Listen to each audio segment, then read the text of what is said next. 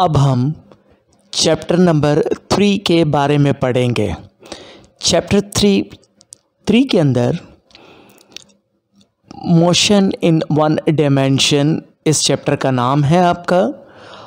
इसके अंदर आज हम पहला टॉपिक पढ़ेंगे, दो बॉडीज़ जिनके मासेस m1 और m2 हैं,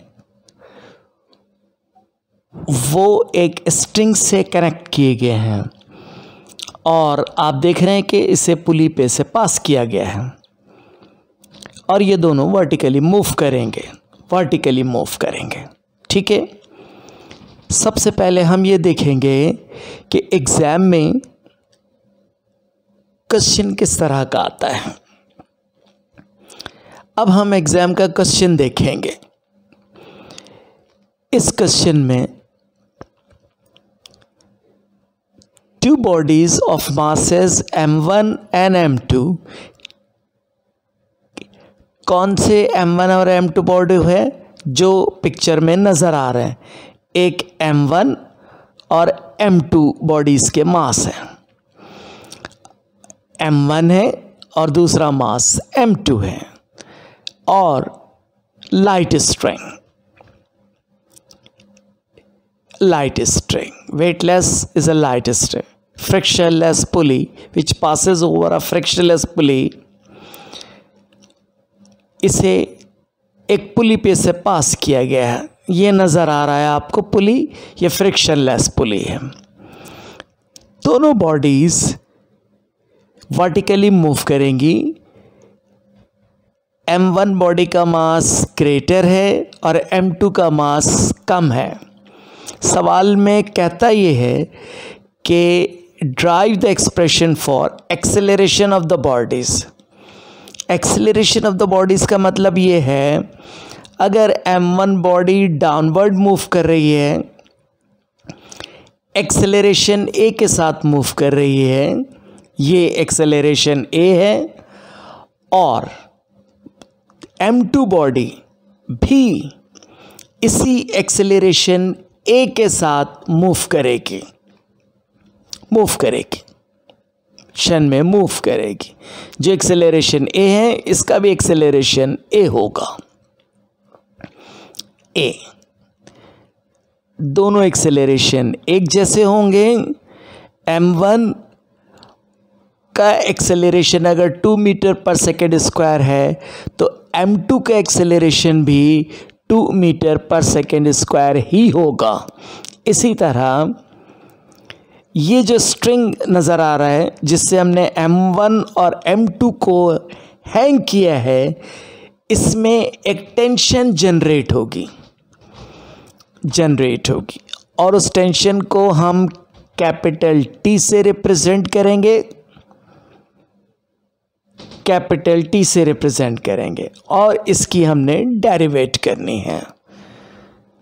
तो ये था सवाल जो एग्ज़ाम में आता है और इसकी डेरिवेशन हम कैसे करेंगे, कैसे एक्सेलरेशन निकालेंगे, कैसे टेंशन ड्राइव करेंगे। आइए आंसर की तरफ चलते हैं। सबसे पहले दो बॉडीज़ m1 और m2, m1 है और एक बॉडी जिसका मास m2 है। एक m2 का मास स्मॉलर है और m1 का मास ग्रेटर है। एक एग्जाम्पल लेते हैं। अगर m1 का मास हमारे पास 9 किलोग्राम है, श्योर m2 का मास कम होगा, तो m2 बराबर है आपके पास 5 किलोग्राम। तो क्लियर समझ में आ गया, m1 ग्रेटर है और m2 स्मॉलर है। क्लियर, ये आपके पास जहन में रखना है। अब और m1 डाउनवर्ड मूव करेगी और m2 लाइटर बॉडी है तो अपवर्ड मूव करेगी। दोनों बॉडीज़ के एक्सेलरेशन सेम होंगे और टेंशन जो क्रिएट होगी वो भी सेम वैल्यू होगी इसकी।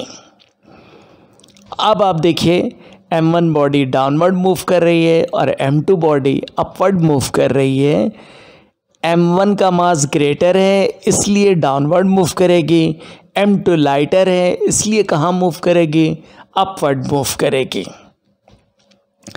m1 का ग्रेटर मास है और m2 का स्मॉलर मास है। तो क्लियर हो गई बात। अब हम आगे सवाल की वर्किंग स्टार्ट करते हैं।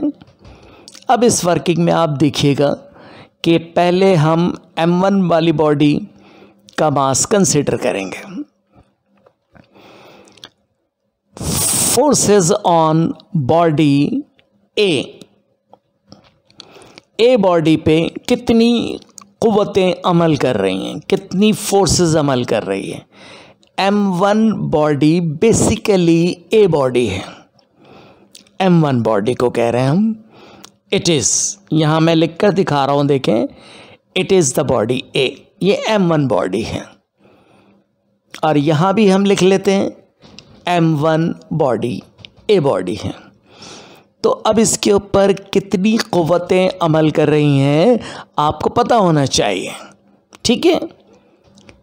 तो श्योर एक इसका वेट डाउनवर्ड होगा जिसको हम इसका वेट कहते हैं। तो हम लिखेंगे इसके वेट को, वेट डाउनवर्ड डायरेक्शन में एक्ट होगा और ये इसका वेट है। उसके बाद एक फोर्स स्ट्रिंग में क्रिएट होगी, उसको हम टेंशन इन द स्ट्रिंग कहेंगे और इसकी डायरेक्शन अपवर्ड होगी। ओके, इसकी डायरेक्शन क्या होगी, अपवर्ड होगी। और वेट डाउनवर्ड में है और टेंशन अपवर्ड डायरेक्शन में है। क्लियर। तो दो फोर्सेस m1 बॉडी के ऊपर एक्ट कर रही है, एक वेट और एक टेंशन। अब हम लिखेंगे, अभी हमने डिस्कस किया है कि एक वेट वर्टिकली डाउनवर्ड एक्ट हो रहा है और टेंशन वर्टिकली अपवर्ड। अब इनमें से एक फोर्स ग्रेटर है और एक फोर्स स्मॉलर है। अगर बॉडी डाउनवर्ड मूव करेगी तो कैसे हम नेट फोर्स कैलकुलेट करेंगे, हम कैसे नेट फोर्स निकालते हैं। तो पहले हम लिखेंगे वेट हमारे पास ग्रेटर है, क्यों, बॉडी डाउनवर्ड मूव कर रही है। टेंशन जो स्ट्रिंग में कन्वर्ट हो रहा है वो स्मॉलर है क्योंकि बॉडी डाउनवर्ड मूव कर रही है। नेट फोर्स हमेशा कैसे निकालोगे, according to Newton second law of motion से, greater force minus smaller force, minus smaller force. Clear.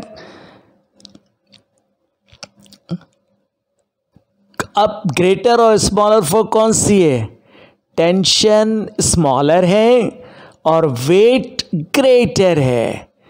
और according to Newton's law, net force greater minus smaller, weight minus tension. Clear. ये बात आप बहुत अच्छी तरीके से अपने जहन में रखिएगा इसको, कि नेट फोर्स निकालते वक्त greater force minus smaller force, weight minus T. Clear, कोई कन्फ्यूजन, नो। अब हम आइए नेट फोर्स लिखते हैं कि weight 1 minus T smaller. m1 mass को हम वेट 1 कह रहे हैं, जो m1 है, और इसीलिए इसके वेट को हम वेट 1 कहेंगे। और माइनस आपके पास T नज़र आ रहा है। अब net force Newton second law के मुताबिक हमेशा m इंटू ए और वेट का फॉर्मूला m इंटू जी। और चूँकि ये m1 बॉडी को डिस्कस कर रहे हैं लिहाजा मासेस क्या होंगे, m1 लिखेंगे पहला ये m1 और ये मास यहाँ m1 रखेंगे, क्योंकि ma होता है मास m1 है तो आप m1 रखेंगे। a नेट फोर्स हमेशा m इंटू ए होगी। इसी तरह नो, कोई कन्फ्यूजन है? नो। अब हम इसे रिमूव करके आगे फर्दर सॉल्व करेंगे। अब क्या होगा, m1 बॉडी के ऊपर एक्ट होने वाली नेट फोर्स ये है। अब फोर्सेस ऑन बॉडी भी सेम, दो फोर्सेस एक्ट करेंगी, एक वेट डाउनवर्ड और एक टेंशन अपवर्ड डायरेक्शन में होगी। तो वेट 2 होगा और टेंशन T है, टेंशन T। और यहाँ पर हम लिखेंगे वेट बॉडी 2 का है। अब तो क्या होगा, टेंशन स्मॉलर होगी और वेट ग्रेटर होगा। टेंशन, बोलिए टेंशन क्या होगी? नो, देखो आप लोगों ने स्मॉलर का गलत है,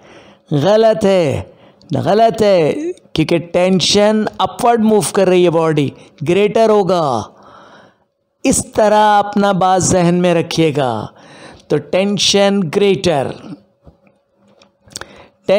ग्रेटर है आपके पास, अपवर्ड डायरेक्शन मूव होगी तो टेंशन ग्रेटर होगा यहाँ पर, और वेट स्मॉलर होगा।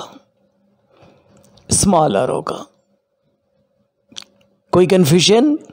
नो। अब नेट फोर्स कैसे निकालो?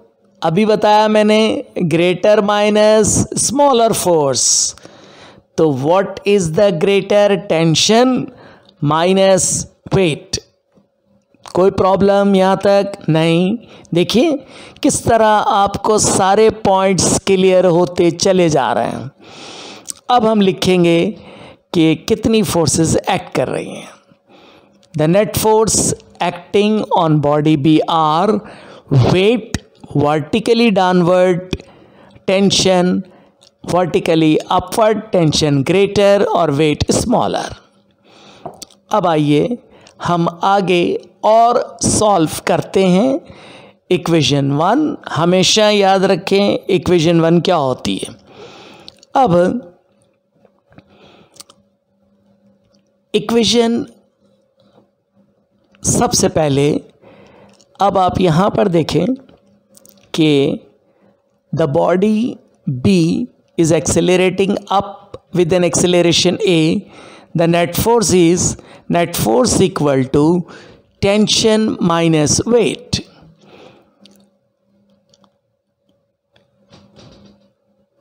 वेट का फॉर्मूला और नेट फोर्स का फॉर्मूला क्या है, क्लियर होना चाहिए हमेशा। वेट mg के बराबर होता है, नेट फोर्स ma के बराबर होती है।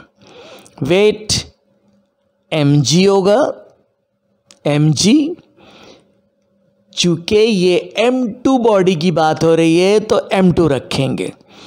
इसी तरह नेट फोर्स m इंटू ए है और मास कौन सा है, m2 है।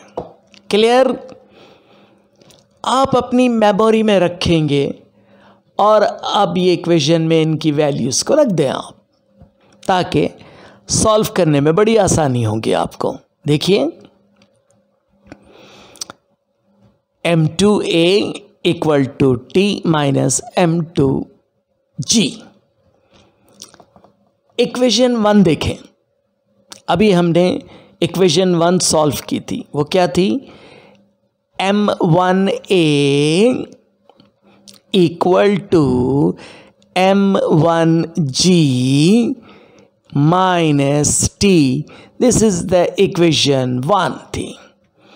ठीक है, इक्वेशन 1 मैं एहतियातन आपको इक्वेशन 1 प्रीवियस टॉपिक पे जाके हम देखेंगे कि इक्वेशन 1 क्या थी। हम पिछले पेज पर जाएंगे जो हमने डेरिवेट किया। देखिए यहाँ आपको नज़र आ रहा है m1a equal to m1g minus T. अब हम दोबारा से अपने वाले पेज पर वापस आते हैं तो देखिएगा यहाँ पे ये इक्वेशन 2 है। अब इक्वेशन 1 को मैं दोबारा लिख कर दिखाता हूँ, यहाँ पर अभी दिखाया था मैंने, अब वो इक्वेशन 1 हम यहाँ भी लिखेंगे, m1a equal to m1g minus T is equation number 1। g gravitational acceleration है यहाँ पर। अब देखें, अगर हम इस इक्वेशन को देखें, इस इक्वेशन के अंदर आपके पास m2a यहाँ m1a है, यहाँ पर t यहाँ पे m1g है। देखिए यहाँ पे m1g है और यहाँ पर t है के थोड़ा सा मिसमैच हो रहा है। m1g पहले है, t बाद में, यहाँ t पहले m2g बाद में। हम इसे इक्वेशन 1 की तरह अगर लिखना चाहें तो हम m2g पहले लिख लेंगे और t बाद में लिखेंगे, तो रीअरेंज करेंगे g ऐसे, m2a ऐसे ही लिखेंगे, m-m2g पहले लिखा, t बाद में लिखा, इसको इक्वेशन नंबर 2 कहा। ये इक्वेशन 2 बन गई ताकि इक्वेशन 1 से मैच हो जाएगी। ठीक है, कोई प्रॉब्लम यहाँ तक नहीं। अब हम एक्सेलरेशन का फॉर्मूला लिखेंगे,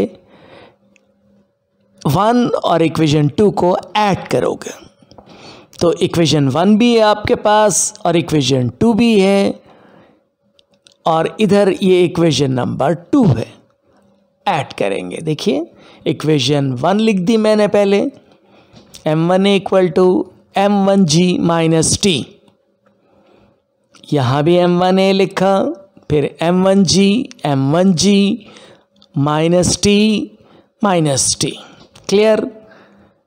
इक्वेशन 2 इसी तरह लिखेंगे हम, तो m2a equal to minus m2g plus T,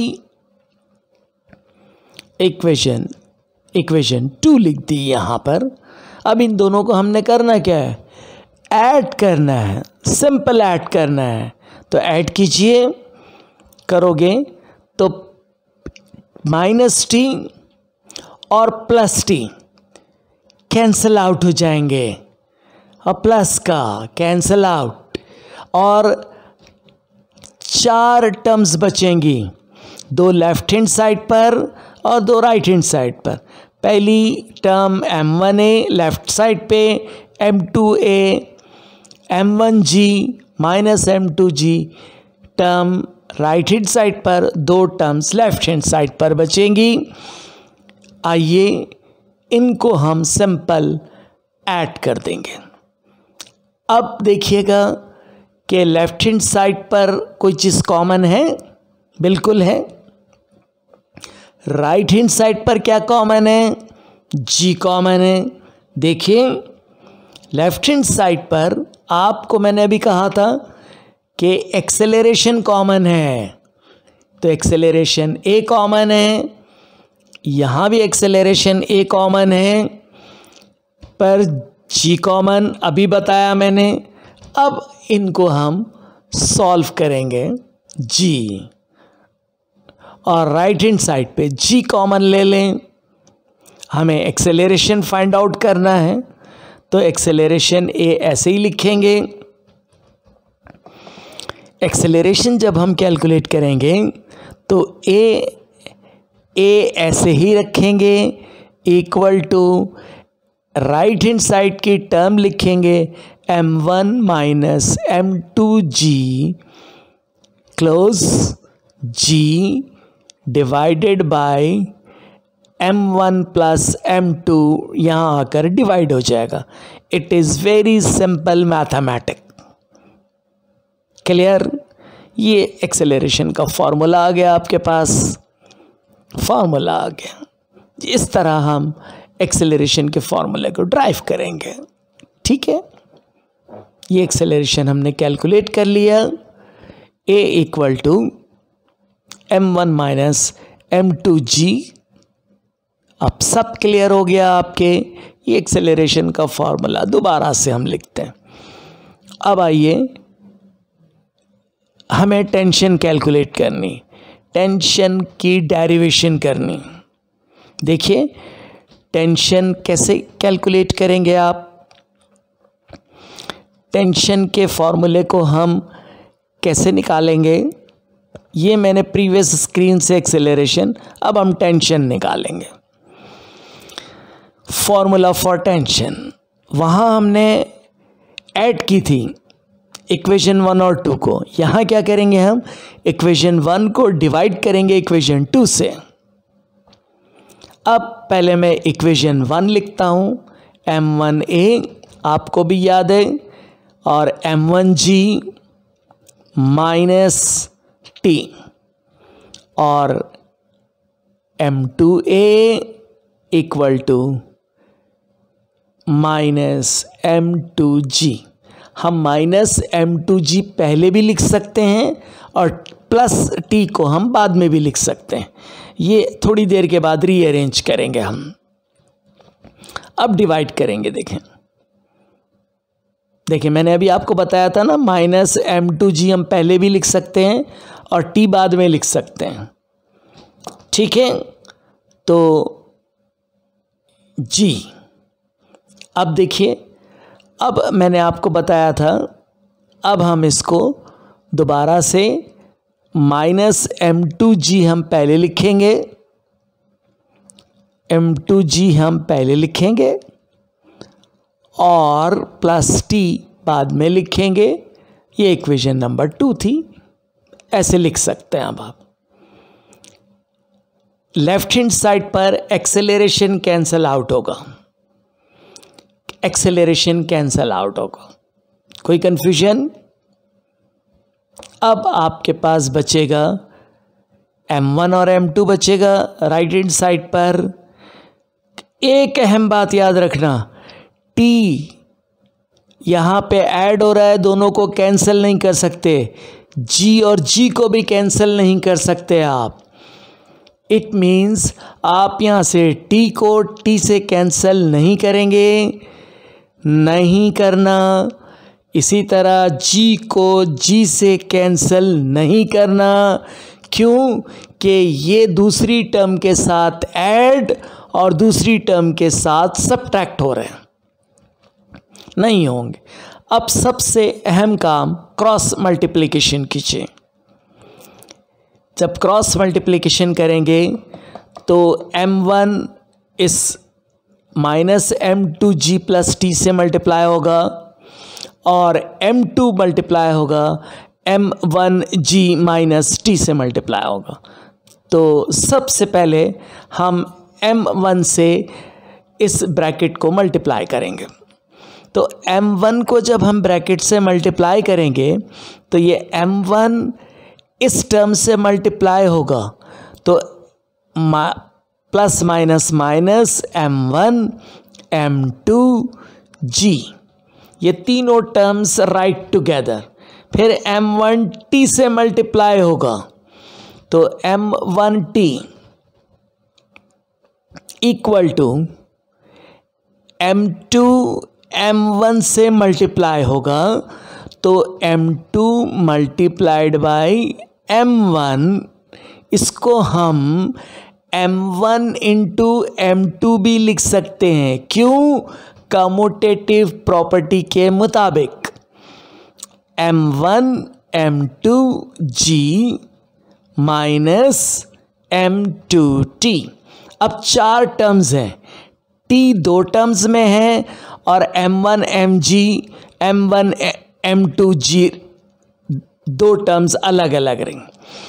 t को एक साथ लिखें,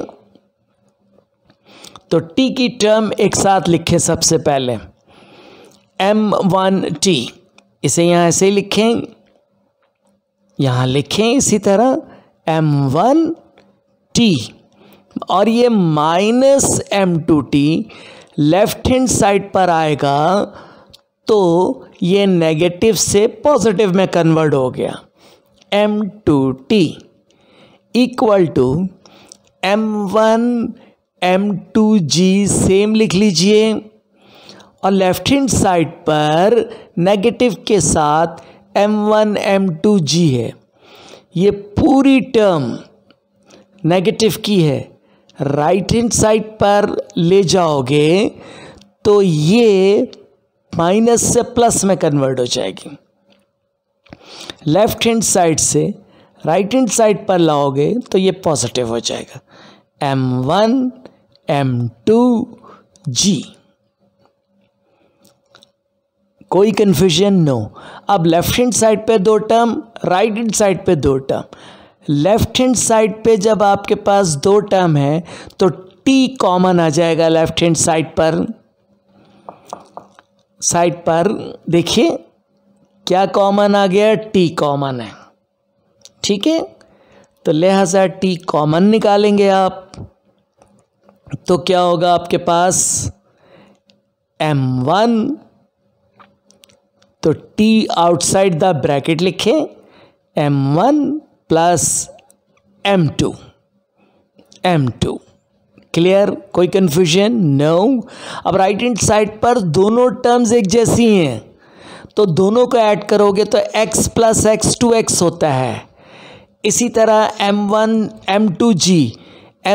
m2g ऐड होगा तो 2m1 m2g होगा। 2 लिखेंगे हम, 2m1 m2g। उसके बाद t इज इक्वल टू, अब आपके पास राइट हैंड साइड पे जो न्यूमरेटर है उसमें जो 2m1 m2g लिखेंगे हम न्यूमरेटर में, 2m1 m2g divided by m1 plus m2 हो जाएंगे। इस तरह टेंशन की डेरिवेशन कंप्लीट कर दी हमने। ठीक है, हमने टेंशन की डेरिवेशन कंप्लीट हो गई हमारे पास। कोई कन्फ्यूजन इसके अंदर?